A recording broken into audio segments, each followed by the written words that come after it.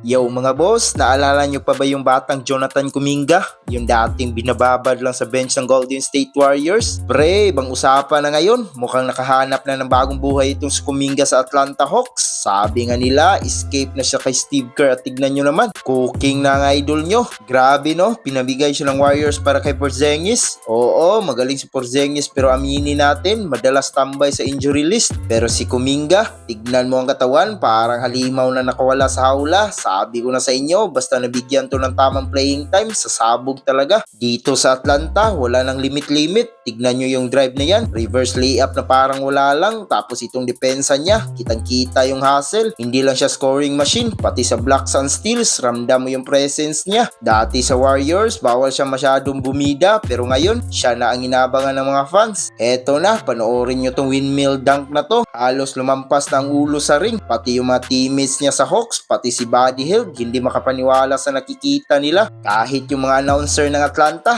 tawa ng tawa habang nagpapasalamat sa Golden State. Thank you Warriors daw. Sakit sa bangs niya para sa mga Dub Nation. Ang lesson dito mga idol, minsan kailangan mo lang talaga ng bagong environment para mag-shine. Jonathan Kuminga is officially a monster in the making. Kayo mga pre, ano tingin nyo? Malaking pagkakamali ba ng Warriors na pinakawalan nila itong batang to? Comment nyo lang sa baba at pag-usapan natin yan. Huwag kalimutan mag-like at subscribe para mas marami pang NBA kwentuhan. Peace out!